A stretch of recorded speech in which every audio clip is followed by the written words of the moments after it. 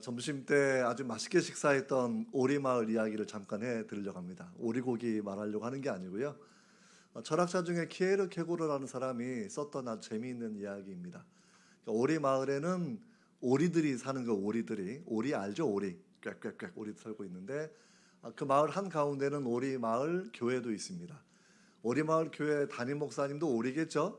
어느 날 그 오리교회 담임 목사님이 성령으로 충만해지셔가지고, 여러분, 사랑하는 오리 형제 자매 여러분, 창조주께서 우리에게 위대한 날개를 달아주셨습니다. 이 날개를 잘 사용하기만 하면 우리는 저 담장도 넘어설 수 있고, 저 지붕도 넘어설 수 있고, 저 멀리 보이는 알프 산맥도 우리가 넘어갈 수 있습니다. 믿으십니까? 사람들이 막 꽥꽥꽥 아멘 아멘 이렇게 하는 거죠.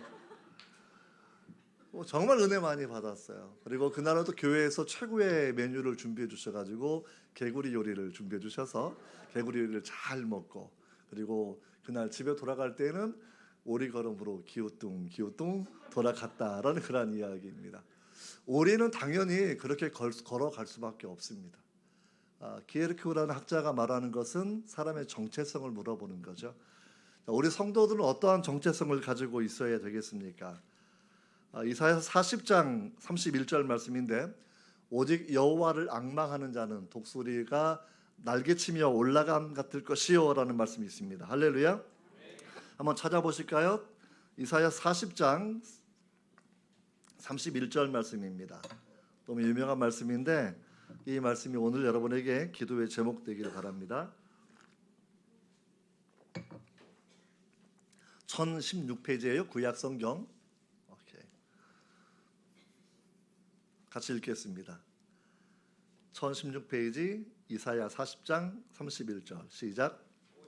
여호와를 앙망하는 자는 새 힘을 얻으리니 독수리가 날개치며 올라감 같을 것이요 다른 박질하여도 곤비하지 아니하겠고 걸어가도 피곤하지 아니하리로다. 아멘. 자, 오리마을 사는 한 알프스함이 넘어가는 거 어렵습니다. 그렇죠? 그러나 우리가 독수리가 되면 되는 거죠. 여러분, 이것이 오늘 설교의 중요한 포인트입니다. 학생들은 공부 잘하기를 원합니다. C학점, F학점 받으면 안 되니까 열심히 공부해서 A 받으려고 하고 또 좋은 성적 거두어서 그 다음 목적을 이루려고 하는 것이죠.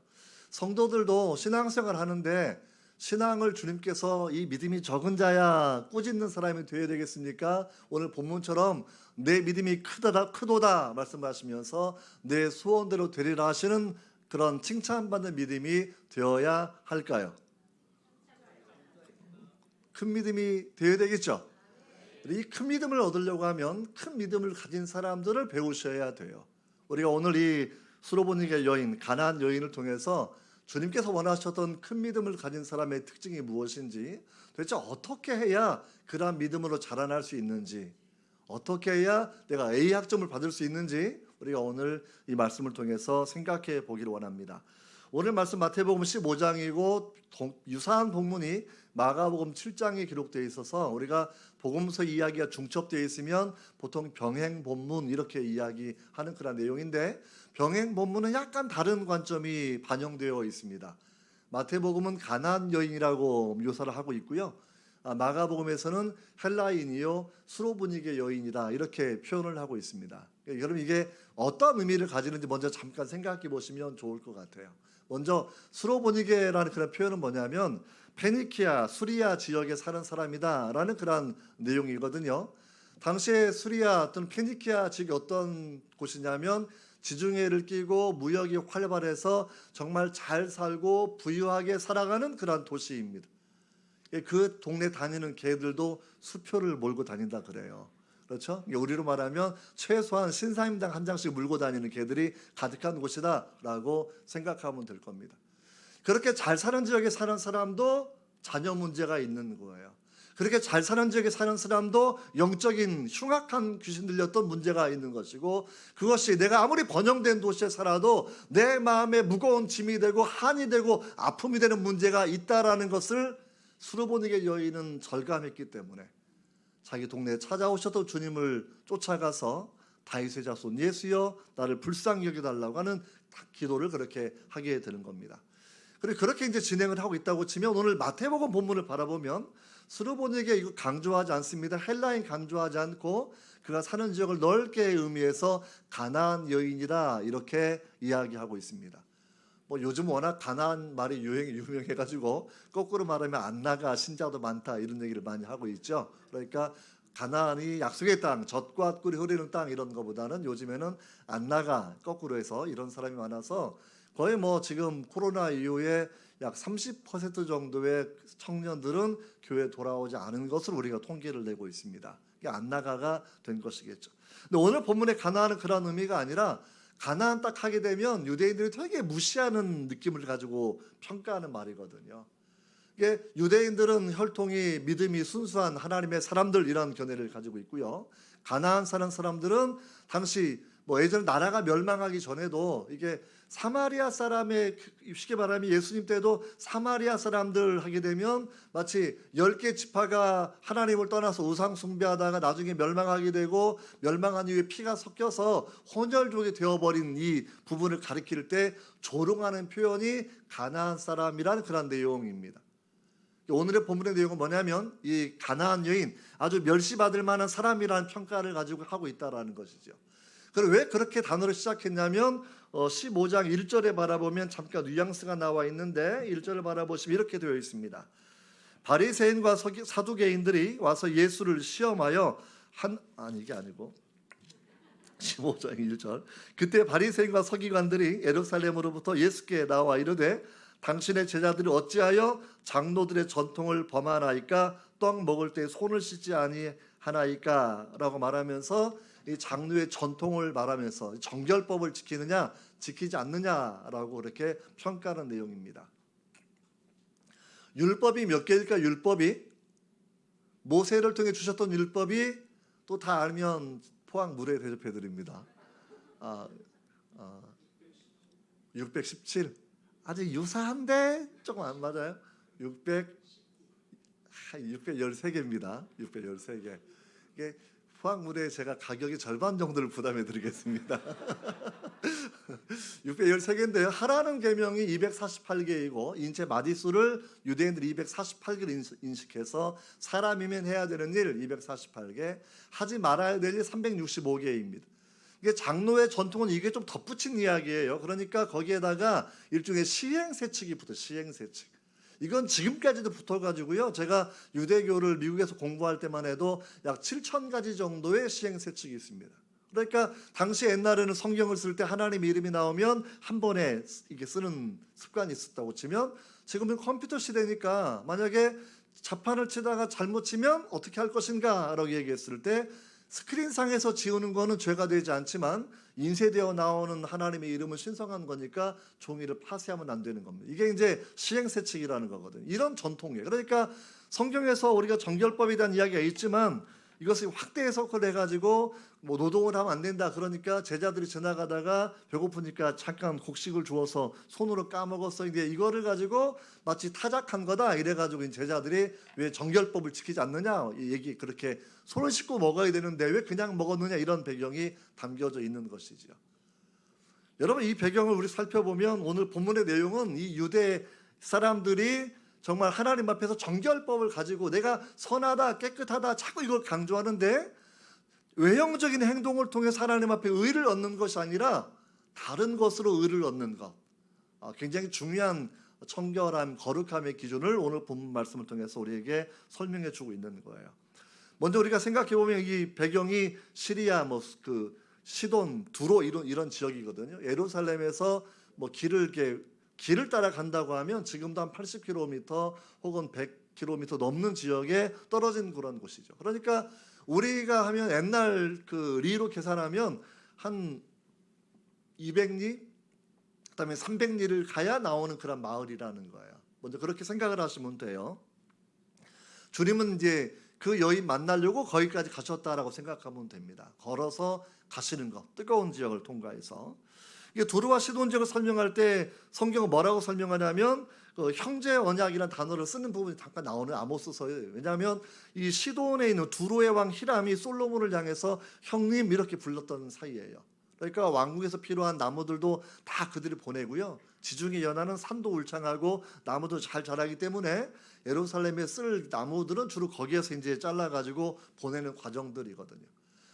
형 동생하듯 그런 사이였지만 막상 이스라엘과 유다가 어려움을 겪었을 때에는 두로는 형제의 언약을 지키지 않고 더 큰 이방 나라, 뭐 아수르라든지 이런 데에 그냥 다 팔아버리는 배반자가 되었다라는 것을 하나님은 기억하고 있는 겁니다. 자, 이런 배경 가운데 오늘 다시 내용을 정리해 보면 가나안 여인, 아주 부정하고 정결한 그런 부정적인 평가를 하는 그러한 사람들을 향하여 주님께서 굉장히 중요한 메시지를 주고 계시는 거예요. 오늘 본문 바라보시면 이렇게 되어 있습니다. 21절을 바라보시면 예수께서 거기서 나가사 두로와 시돈 지방으로 들어가시니, 우리말 성경은 들어가시니 이렇게 되어 있고요. 옆에 이제 NIV 영어 성경이 있는데 Jesus with draw, 그러니까 영어로는 뒤로 물러가시니라는 표현을 쓰고 있다라는 겁니다. 무슨 얘기냐면 주님께서 1절을 바라보시면 장로와 바리새인을 떠나서 그들을 예수님이 떠나가시는 거예요. 그 다음에 이걸 표현으로는 뒤로 물러가시니 표현을 하는 거고요. 자기 의의를 내세우는 사람들, 내가 정결법을 지키고 율법을 지키고 행동을 통해서 내가 쟤보다 옳고 이 옳은 것들 나는 인정을 받아야 된다라고 생각하는 그런 생각을 가진 사람들로부터는 주님은 멀어져 가는 겁니다. 하지만 이 여인처럼 주님을 갈망하는 사람, 정말 자신의 문제를 해결하기 위해서, 내 딸의 문제를 해결하기 위해서는 유일한 답은 예수님만이 가지고 있다는 것을 믿고 주님께 나와서 몸부림치며 기도하는 사람에게는 주님이 찾아가시는 겁니다. 여러분, 신앙생활의 신비로움은 여기 있는 거거든요. 누군가에는 주님이 찾아가십니다. 누군가로부터는 주님께서 멀어져 가십니다.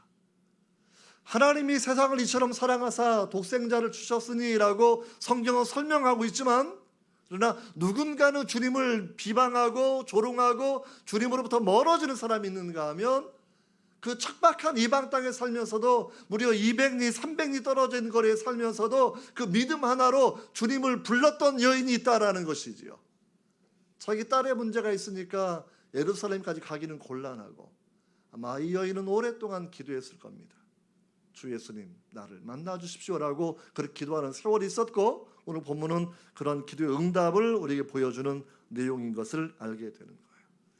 자, 이 말씀을 통해서 제일 먼저 적용해 보고 싶은 이야기가 있습니다.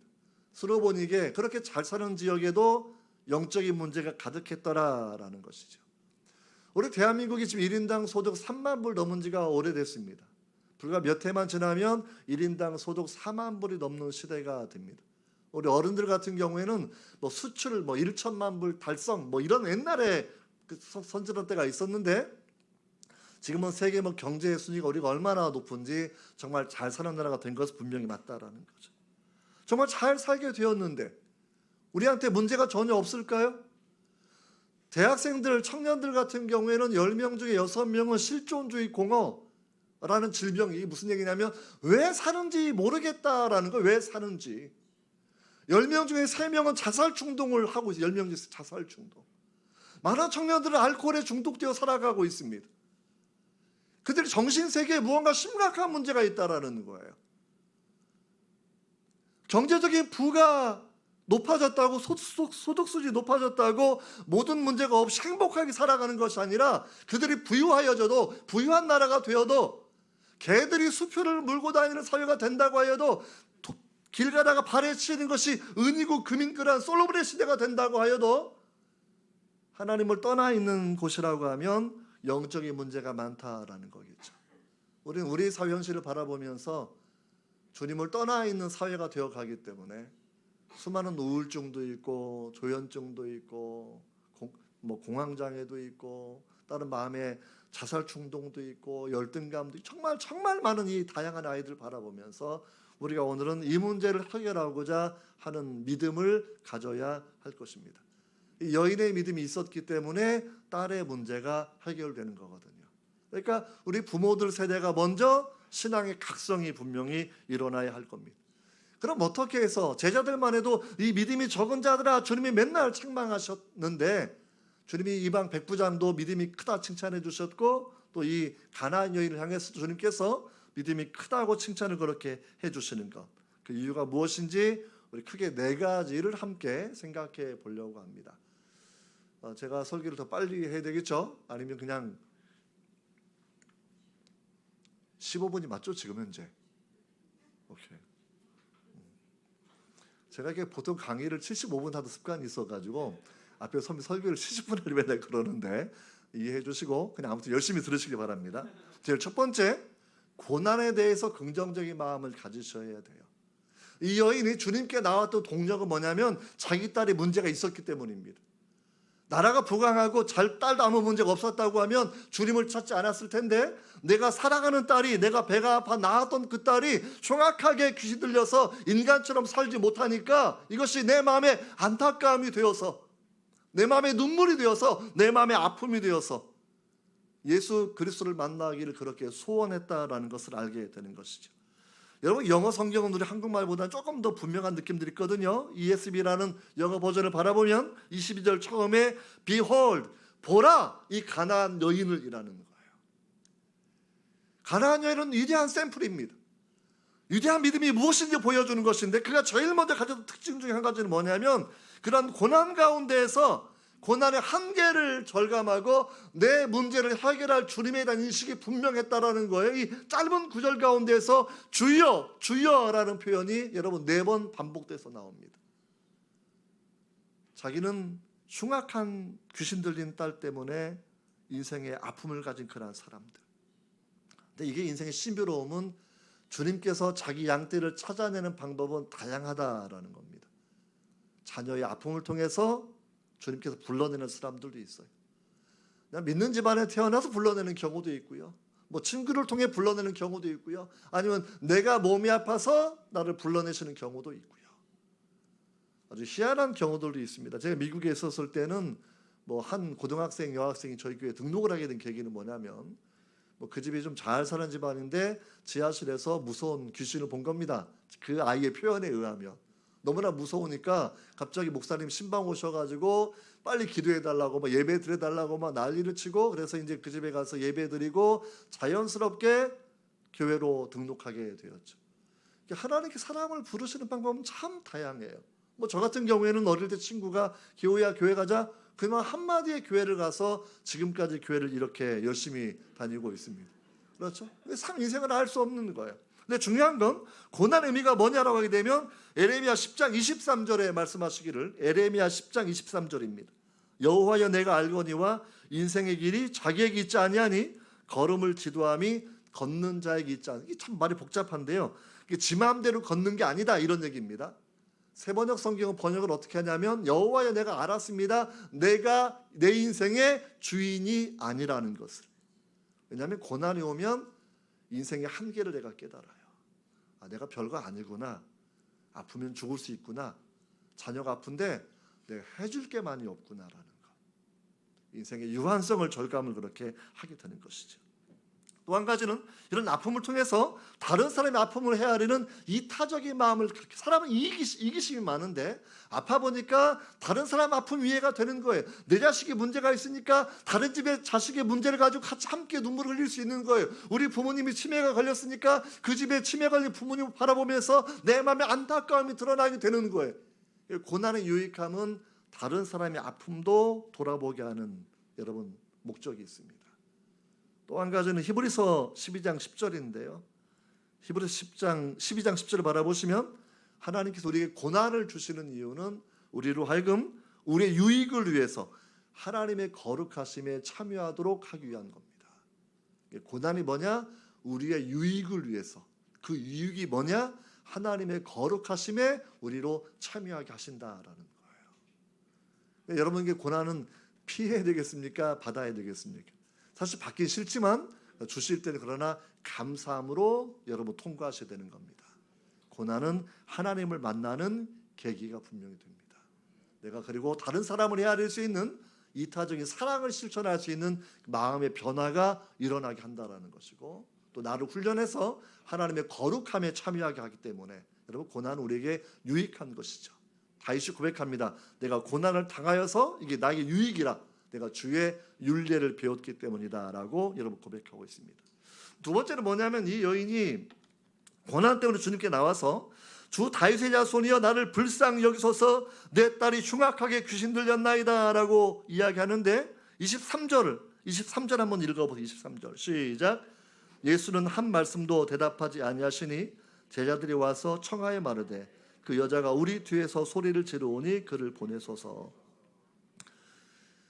너희는 내게 부르짖으라 내가 응답하리라. 주님의 약속입니다. 너희가 내게 무엇을 구하든지 whatever you ask I will do. 내가 시행할 거다. 주님의 약속입니다. 근데 이 말씀은 이 약속하고 다른 말씀이에요. 이 여자는 우리가 영어 성경 바라보면 she keeps crying out. 그러니까 계속해서 막 소리를 막 지르는 거예요. 오죽 소리를 지르면 우리 번역 성경에 이렇게 되어 있습니다. 여자가 우리 뒤에서 소리를 지르오니, 좀 더 정확한 번역하면 우리 뒤에서 우리를 따라다니면서 계속 소리를 지르오니 힘들어 죽겠습니다. 이 여자 문제 해결해서 주님 보내십시오라고 제자들이 중재를 서고 있다라는 것이죠.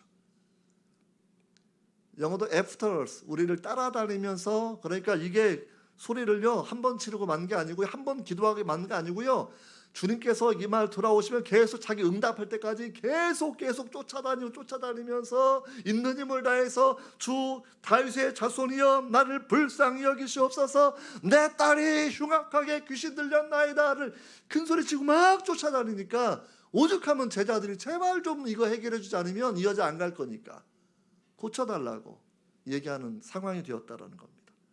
근데 주님께서 한 말씀도 대답하지 않습니다. 기도응답은 정말 중요한 겁니다. 그런데 기도응답은 내가 하는 게 아니라 하나님이 하시는 거라는 걸 아셔야 돼요. 그분이 침묵하실 때가 있습니다. 이건 경건의 비밀입니다. 언제나 자동으로 자판기에 돈 넣으면 바로 콜라 사이다 나오는 이런 시스템이 아니에요. 기도는 구해야 되고 찾아야 되고 두들겨야 되고 강청해야 되고 끊임없이 쉬지 않고 기도해야 되고. 여러분, 기도에 그런 내용 단계가 있거든요. 여러분, 주님이 침묵하실 때 다윗 하면 얼마나 대단한 사람입니까? 다윗, 그렇죠? 메시아의 조상이 되었던 사람이고 목동이었다가 왕이 되었던 사람이고 물맷돌 하나 가지고 골리앗을 이겼던 사람인데 얼마나 대단한 사람이에요. 그 많은 시편을 썼던 사람인데 22편 1절로 바라보면 이렇게 고백합니다. 내 하나님이여 내 하나님이여 어찌 나를 버리셨나이까. 어찌 나를 멀리하여 돕지 아니하시오며 내 신음소리를 듣지 아니하시나이까. 내 하나님이여 내가 낮에도 부르짖고 밤에도 잠잠하지 아니하오나 응답하지 아니하시나이다. 기도 응답이 안 되니까 내가 버림받은 것 같은 걸 다윗도 이야기합니다. 기도해서 바로 응답해 주시면 좋은데 바로 응답이 안 되고 밤에도 낮에도 기도해도 그렇게 응답하셔도 하나님 어느 순간에서는 침묵을 쭉 하실 때가 있다는 건데, 이 침묵의 기간을 버텨내는 것이 여러분 정말 중요합니다. 자녀를 키우실 때 우리 어릴 때 애들이 응하면 금방 달려가서 기저귀 갈아주고 우유 꽂아줘 입에다가. 근데 언젠가 되면 부모가 자녀한테 매정할 때가 있습니다. 좀 기억나시죠? 주로 언제 매정해요? 조금 컸을 때 이제는 지가 자기 힘으로 일어나기를 바라는 때가 있습니다. 넘어져서 일으켜주는 때도 있지만 이제 지가 무릎 까져도 일어나야 되는 거예요. 이제는 씩씩하게 인생을 커야 되는 거예요. 그때 부모가 잘 가지 않습니다. 신앙의 비밀은 뭐냐면 늘 하나님께서 초보자에게는 많은 은혜도 주시는데 믿음이 그 다음 레벨로 올라가는 이 과정의 순간에는 하나님은 침묵을 많이 하십니다. 그때는 우리가 신앙은 의지입니다. 기도는 의지입니다. 언제까지 하는 거냐? 주님께서 응답하실 때까지. 이걸 영어로는 기도를 푸시라고 표해요. 푸시가 미는 거죠. Pray until something happens. 푸시. 응답하실 때까지 내가 기도하는 자세가 필요하다라는 우리가 그렇게 알고 있어야 합니다. 이리고 또 한 가지는 아무리 침묵하는 기간이라도 내 기도의 내용은 약화되어서는 안 됩니다. 주님 말씀하시기를 누구든지 이 산더러 들리어 바다에 던지어라 하며 그 말하는 것이 이룰 줄 믿고 마음에 의심하지 아니하면 그대로 될 거다. 산도 눈에 보이고 바다도 눈에 보이는 거죠. 사람들은 다른 사람을 의식하기 때문에 내 기도 제목을 말하지 않는 겁니다. 창피해하는 겁니다. 하나님 앞에 노출시키십시오. 하나님 앞. 때로는 기도의 동역자들 앞에서 노출시키셔야 됩니다. 그래야 기도가 응답되는 것 우리가 분명히 경험할 수 있다는 것을 여러분 알게 되는 것이죠. 여호와의 눈은 온 땅을 두루 감찰하사 전심으로 자기 향하는 자들을 위하여 능력을 베푸신다. 약속은 분명히 있기 때문에 하나님의 침묵의 시간 가운데 필요한 것은 약속을 믿고 그 시간을 지나가는 거예요. 주님이 안 계신 게 아니라 나를 버리신 것이 아니라 침묵에도 이유가 있다 생각하고 더 끈기, 더 큰 약속을 붙잡고 우리가 있는 힘을 다해서 기도하는 삶의 자세가 필요하다라는 것을 우리가 그렇게 아시면 되겠습니다. 침묵 시기를 잘 통과하셔야 된다 말씀을 드립니다. 두 번째는 뭐냐면 그 다음 구절이 더 어려운 말씀이 나옵니다. 주님이 입을 여셨는데요, 이상하게 말씀을 하셔요. 24절 말씀을 같이 읽어보도록 하겠습니다. 시작. 그래서 대답하여 이르시되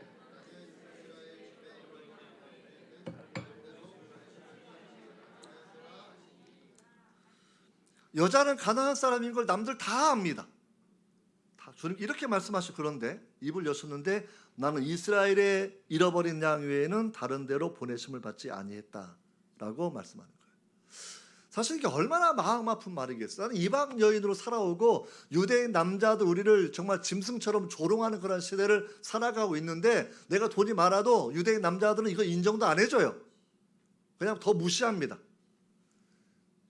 근데 주님이 입을 여셨는데 똑같은 얘기를 하시는 거예요. 나는 이스라엘의 집에 잃어버린 양 외에는 다른 데로 보내심을 받지 않았어 라고 얘기했을 때 여러분 잘못하면 이 말은 굉장히 이중적인 말씀인데요. 어떤 의미가 있냐면 첫 번째는 주님의 제자들도 유대인 남자들이죠.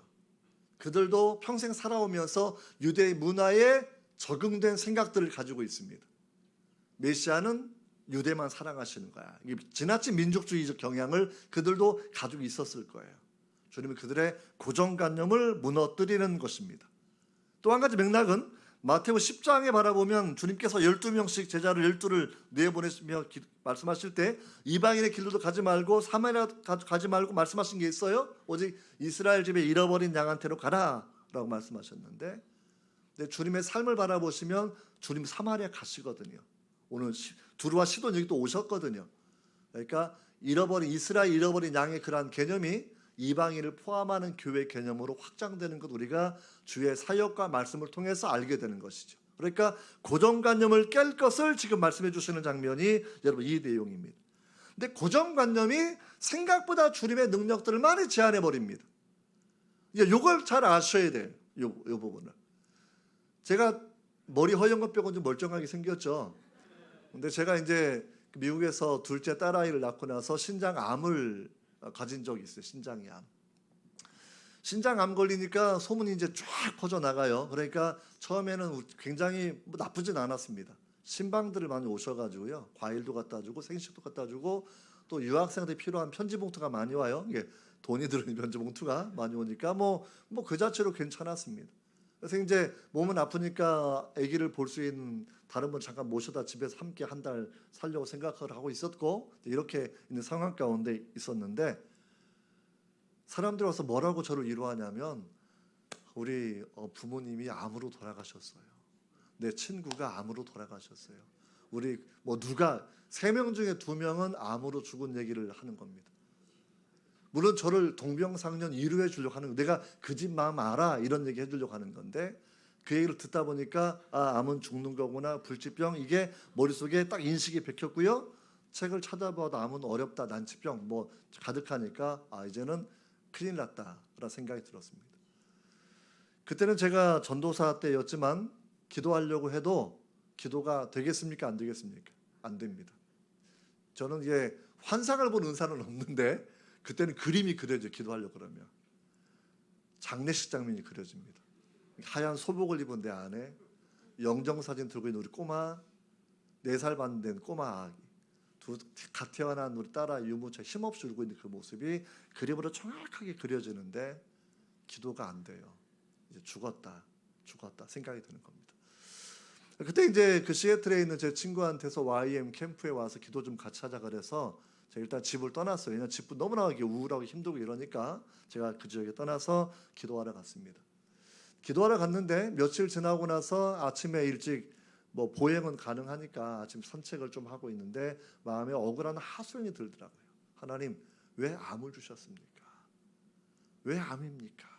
그래서 저는 힘들고 어려운 환경에서 자라나서 이렇게 좀 공부하고 오고 있었는데 이게 결정타가 이게 암으로 맞는 게 너무나 이해가 안 되는 거예요. 실제 제가 아파서 쓰러지고 병원에 가서 진단받았을 때 장면이 지금도 영화의 한 장면처럼 그대로 인식되어 있습니다. 의사들이 저를 불러내더라고요. 그리고 큰 모니터를 보여주면서 화살표가 4개가 반짝반짝반짝하고 내 신장을 보여주는 화면을 보여주면서 이게 너의 캔서다라고 얘기했을 때 그냥 하고 그냥 나왔는데 오는 길에 그렇게 많이 울었습니다. 태어난 열흘밖에 안 된 딸을 생각하고 눈물을 흘리고요. 4살 반 된 아들 생각하고 눈물을 흘리고요. 제왕절개하고 누워있는 아내 생각하고 눈물을 흘리고요. 근데 부모님 책에 미안했는데 부모님은 4번째 생각나더라고요. 한국에 있는 부모님 생각나고 눈물을 흘리고 또 순서대로 계속 그렇게 울기만 했어요. 근데 이제 아무튼 시애틀 가서 기도하면서 아침에 걷는데 갑자기 그게 됐어요. 뭐냐면 주님께서 저한테 말을 걸어오신 겁니다. 주님, 왜 암을 주셨어요? 라고 할 때 갑자기 들려오는 음성이 너는 왜 아직도 목사 안 되고 있니? 라고 물어보시는 겁니다. 이게 제가 어릴 때 목사로 부르심 받았는데 가능하면 목사는 좀 늦게 돼보거나 안 돼보는 게 소원이었고 그래서 이제 가능하면 다른 공부하면서 뭐 제가 좀 이렇게 학생 중에서는 잘 나가는 사람이었으니까 그렇게 열심히 살던 때였는데 주님이 물어보실 때 왜 아직 목사가 안 돼요? 저는 그 순간에 굉장히 중요한 순간이라는 생각이 들었습니다. 그 전에 몇 번 음성을 들었지만 단어만 몇 개 들었던 거지 뭐 이렇게 대화해 본 적이 없는. 그때는 주님이 대화를 하셨어요. 그럼 목사 되면 살려주실 거예요? 그럼 내가 너 고쳐서 쓰지? 이거 암인데 어떻게 고치신다라는 거예요. 내게는 암이나 감기나 아무런 문제가 되지 않아. 근데 갑자기 또 저한테 말씀을 또 하시는 거예요. 베드로서 말씀을 읽어주시면서 십자가에 주님이 달리셔서 우리가 나음을 입었다라는 말씀이 있는데 너 이 말씀 아직도 믿어? 라고 물어보시는 겁니다. 한참을 생각하다가 주께서 채찍에 맞으시고 십자가에 죽으신 그 사건이 지금도 유효하다고 유효한 결과를 가지고 온다고 내가 믿습니다. 주님이 저에게 치료법을 가르쳐 주셨어요. 그럼 너는 네 입술과 마음과 생각에서 나의 사랑과 나의 능력을 제한하지 말고 인정하고 선포해야 된다. 저렇게 저한테 딱 맞는 말. 왜냐하면 한 달 동안 저는 암의 고통을 묵상했고 암의 죽음을 묵상했고 암의 죽음을 믿었고 마지막 몰핀 맞고 죽는 것만 그렇게 생각하고 살아왔던 시간들이었습니다. 내 생각도 내 언어도 내 마음도 이미 암의 공포에 쩔어 있는 상태였다라는 것이죠. 주님은 그걸 저한테 지적해 주시고 네 마음에서 네 입술에서 네 생각에서 내 사랑과 내 능력은 제한되어서는 안 된다라고 말씀해 주셨습니다. 사실 그래서 이제 집에 돌아와서 그때 이제 유명한 기도법을 제가 처음에 이렇게 소개해서 유명한 의사한테 배운 건데 사실은요. 존스 홉킨스라 유명한 의과대학 전문의 세계에 있는 의사를 장로님인데 그분 만나서 대화를 하다가 서로 좀 배워서 기도하는 방법들을 정리해서 주변도 많이 알려줬던 내용입니다. 이사야 53장 외우고요. 시편 23편 외우고요. 이건 제 신앙 고백이었습니다. 내 생명의 남은 연한은 암이 결정하지 않고 오직 하나님만이 결정하십니다. 암에 손 딱 대고요. 그거 하면 눈에서 눈물이 쭉 떨어집니다. 그 다음에 장로님하고 했던 기도 방법 뭐냐면 좀 이상한 기도 방법이었는데 암을 사랑한다고 고백하는 거였습니다. 무슨 얘기냐면 나 같은 죄인도 주님이 사랑해 주셨는데 내가 내 몸의 일부를 사랑하지 못하면 안 된다라는 게 그분 얘기는 모든 세포는 사랑하면 바뀐다라고 저한테 가르쳐 주더라고요. 자기는 유명한 의사입니다. 임상실험 다 해봤는데 모든 세포도 사랑으로 안아주면 바뀝니다. 그래서 암세포가 물이 변화의 포도주가 되는 것처럼 그렇게 사랑으로 안아주고 변화를 명령하는 기도를 같이 하자 이렇게 얘기하시더라고요. 그래서 이제 그렇게 했죠. 암세포야 내가 너를 사랑한다. 내가 너를 사랑한다. 근데 네가 나를 죽여오고 있는데 내가 아직은 하나님을 위해서 내가 해야 할 소명이 남아있다. 너의 활동을 멈추어라. 내가 예수의 이름으로 명령하노니 물이 변하여 포도주가 되었던 것처럼 암세포는 정상적인 세포로 변화될지어다. 명령을 그렇게 하는 기도를 했습니다. 두 번째 그래도 이제 이 그 또 걱정되는 마음이 있으니까 내가 창조주가 내게 주셨던 면역의 능력들이 있습니다. 백혈구하고 적혈구를 자꾸 깨우는 거지. 얘네들이 주로 암세포와 싸우는 애들인데 암세포가 위장하니까 못 찾아내는 거니까 내가 예수의 이름으로 명령하노니 백혈구야 적혈구야 창조주가 내게 주셨던 사명을 감당해라. 암과 싸워서 이겨낼지어다.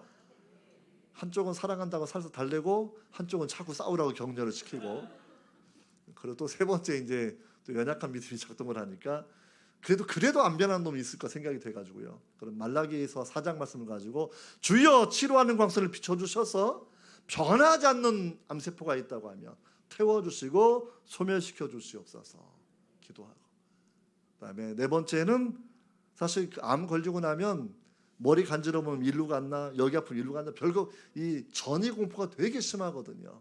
그래서 그것 때문에 기도했던 시간들이 있습니다. 내 몸이 평안을 누릴지어다. 사명을 감당할 때까지는 나는 살아있다라는 생각을 가지고 기도하던 시간, 마지막에 한 번 더 그런 신앙의 고백을 하는 겁니다. 내 생명의 남은 연한은 암세포가 결정하지 않고 오직 하나님이 결정합니다. 정말 비장한 기도였고요. 그런 은혜 가운데 저는 암에서 나중에 벗어날 수 있었습니다. 제가 하고 싶은 이야기는 우리 의학적 지식, 내 과학적인 지식, 문화적인 지식 가지고 하나님의 능력을 제한해서는 안 된다라는 거예요. 근데 사실 우리도 뭐 목이 좋아야 장사가 잘 되죠. 뭐가 있어야 뭐가 이런 생각 많이 하게 되는데 오늘 본문의 말씀에서 이 여인은 그런 문화적인 편견을 어떻게 극복했느냐고 하면 그 다음 구절에 답이 있습니다. 절하여 이르되 주여 나를 도우시옵소서. 다시 말해 주님 앞에 예배하며 주님을 경배하며 그 여러분 문제점을 이겨 나갔던 거예요. 여러분 정말 우리가 이 부분을 잘 기억하셔야 됩니다.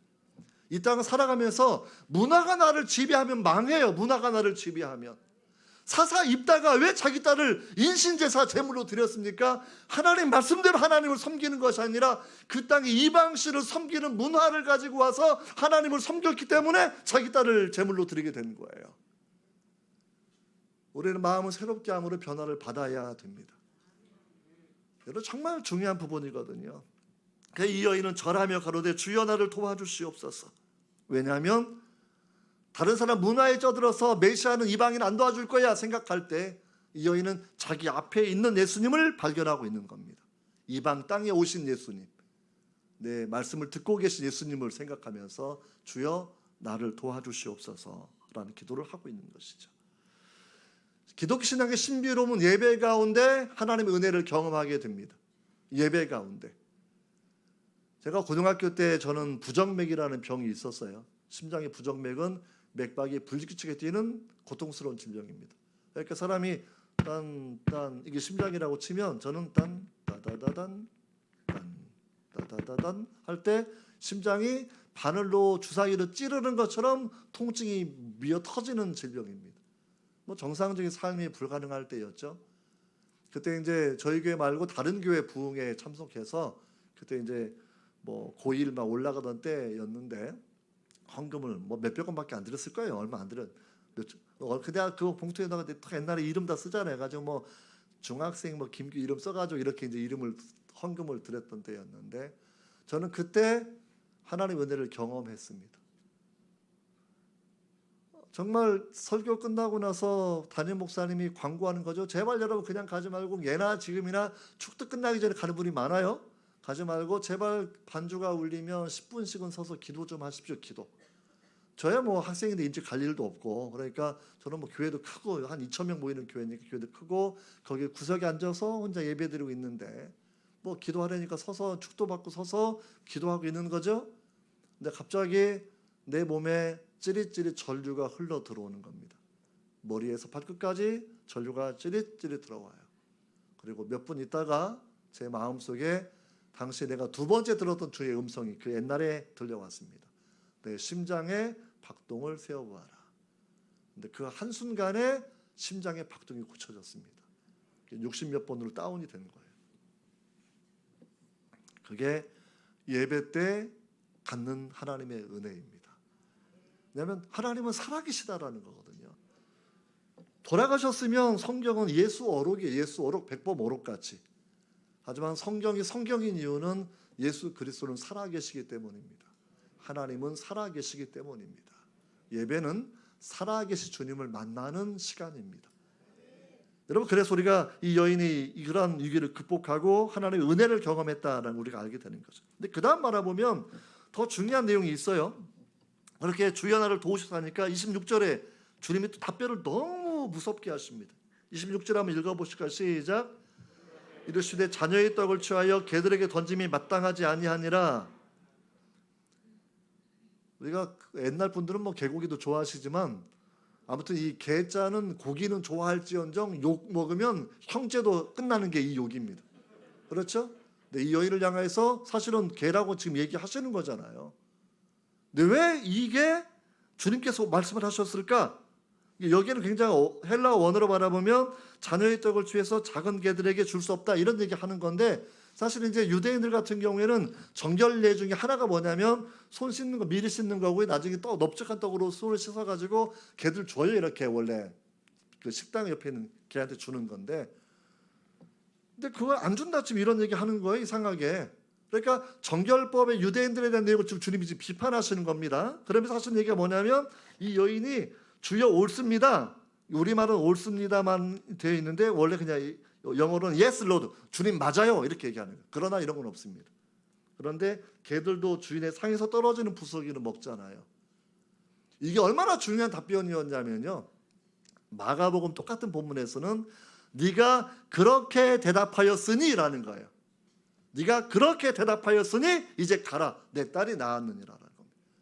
주님께서 마지막 위대한 믿음의 네 번째 포인트로 뭘 얘기한 것이냐면 지극한 겸손의 원리를 설명해 주고 있는 거예요. 여러분, 제일 처음에는 주님이 침묵하셨죠. 주님이 냉대하셨죠. 그 다음에 개 취급하셨죠. 근데 이게 다 목적이 있는 대화라는 거예요. 지금 무언가를 끌어내시는 과정들인데 주님 앞에 논쟁하는 게 아니라 주의 말씀을 받아들이면서 내가 한없이, 나는 원래 뭐 유대인들이 개라고 말해 개가 아니라 나는 짐승보다 잘난 게 하나도 없는 죄인이다라는 겸손한 마음을 갖게 되었을 때 주님께서 은혜를 베풀어 주시는 겁니다. 그래서 제가 미국에 있었을 때 나이아가라 폭포를 가본 적이 있었는데, 나이아가라 가면 나이를 안 먹어요. 나이아가라이니까.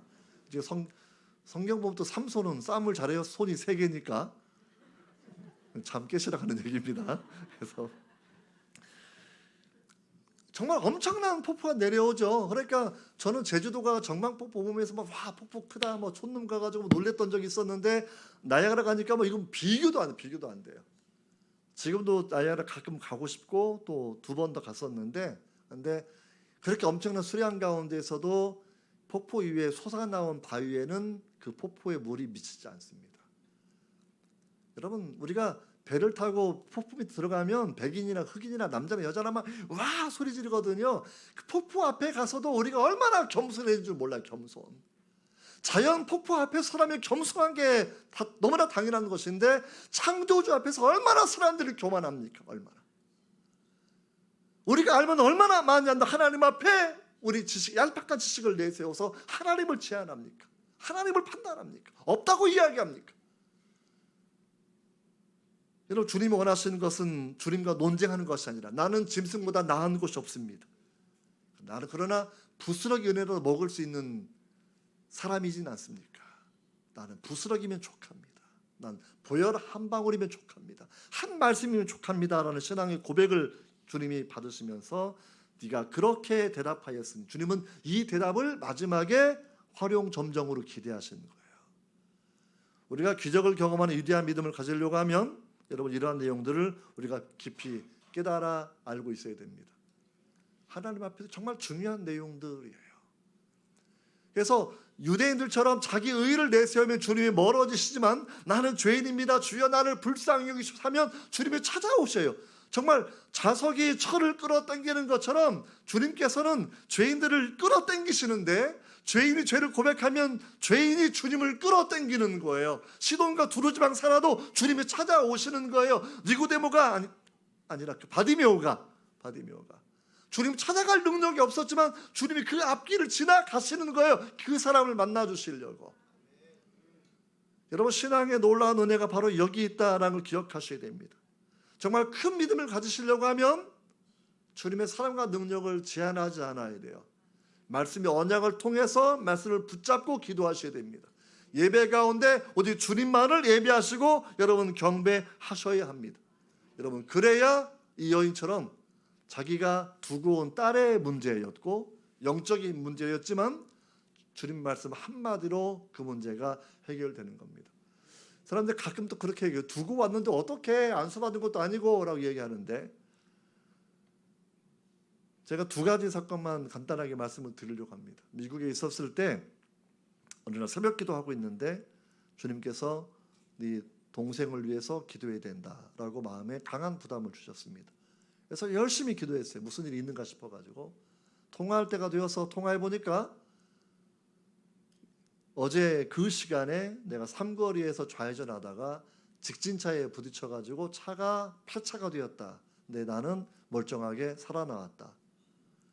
저는 기도의 파워를 정말 분명히 믿습니다. 미국에서 기도했지만 대한민국에서 역사 일어나는 거죠. 또 한 번은 한국에서 한동대에서 있는데 갑자기 아들 녀석이 뭐 기말고사 끝나고 친구들하고 놀러 간다고 연락이 와서 그냥 그래 했는데 세상에나 주일 껴서 놀러 가는 거 있죠.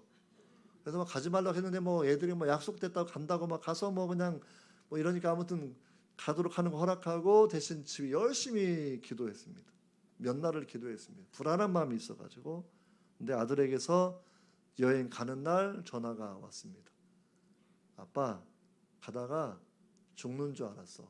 왜냐하면 교통사고인데 이게 미국은 이게 그 티본 T자형 뼈가 있잖아요. 이게 티본이라고.